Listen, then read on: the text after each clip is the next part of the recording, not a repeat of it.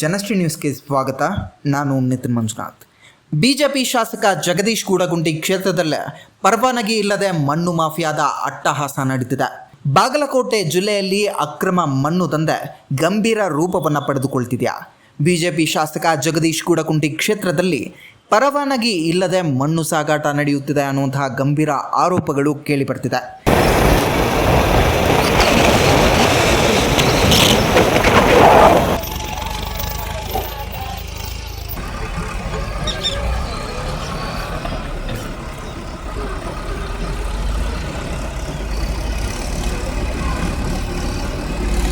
ಜಮಖಂಡಿ ತಾಲೂಕಿನ ಜಂಬಗಿ ಗ್ರಾಮದಲ್ಲಿ ಬೆಳಗ್ಗಿನ ಜಾವದಲ್ಲೇ ಈ ದಂಧೆ ಜೋರಾಗಿ ನಡೀತಿದೆ.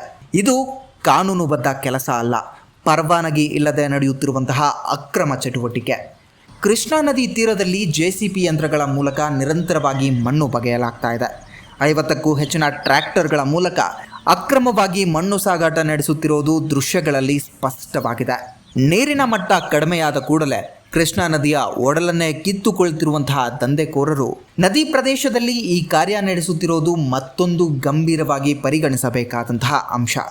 ಆದರೆ ಇಷ್ಟು ದೊಡ್ಡ ಪ್ರಮಾಣದಲ್ಲಿ ಅಕ್ರಮ ನಡೆಯುತ್ತಿದ್ದರೂ ಜಿಲ್ಲಾಡಳಿತ, ತಾಲೂಕು ಆಡಳಿತ ಹಾಗೂ ಗಣಿ ಮತ್ತು ಭೂವಿಜ್ಞಾನ ಇಲಾಖೆ ಮೌನವಾಗಿರೋದು ಸ್ಥಳೀಯರಲ್ಲಿ ತೀವ್ರ ಆಕ್ರೋಶಕ್ಕೆ ಕಾರಣವಾಗ್ತಾ ಇದೆ. ಇಷ್ಟು ದೊಡ್ಡ ಅಕ್ರಮ ನಡೆಯುತ್ತಿದ್ರೂ ಅಧಿಕಾರಿಗಳಿಗೆ ಗೊತ್ತಿಲ್ಲ ಅನ್ನೋದೇ ಅನುಮಾನಾಸ್ಪದ ಸಂಗತಿ. ಬೇಸಿಗೆಯಲ್ಲಿ ತಂಪಾದ AC ಕೆಳಗಡೆ ಕೂತು ನಿದ್ದೆ ಮಾಡ್ತಿದ್ದಾರೆ ಅನ್ನಿಸ್ತಿದೆ ಅಂತ ಜನರು ಆಕ್ರೋಶ ವ್ಯಕ್ತಪಡಿಸ್ತಿದ್ದಾರೆ. ಪರವಾನಗಿ ಇಲ್ಲ, ಆದರೆ ದಂಧೆ ಮಾತ್ರ ಜೋರಾಗಿ ನಡೀತಿದೆ. ಅಕ್ರಮ ನಡೆಯುತ್ತಿದ್ರೂ ಆಡಳಿತದ ಮೌನ ಯಾಕೆ ಅಂತ ಜನರು ಪ್ರಶ್ನಿಸ್ತಿದ್ದಾರೆ.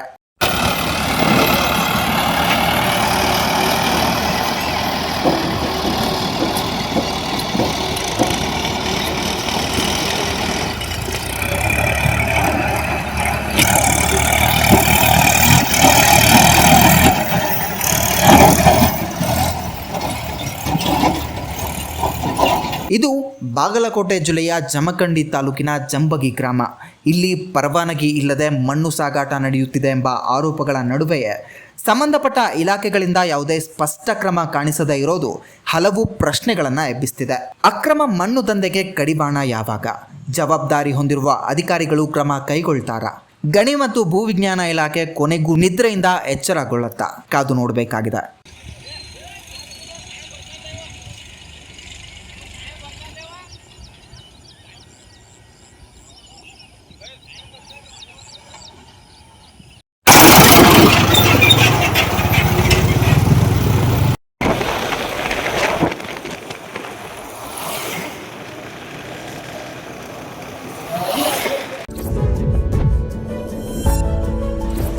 ಇದೇ ರೀತಿಯ ನಿರಂತರ ಅಪ್ಡೇಟ್ಗಳಿಗಾಗಿ ನೋಡ್ತಾ ಇರಿ ಜನಶ್ರೀ ನ್ಯೂಸ್.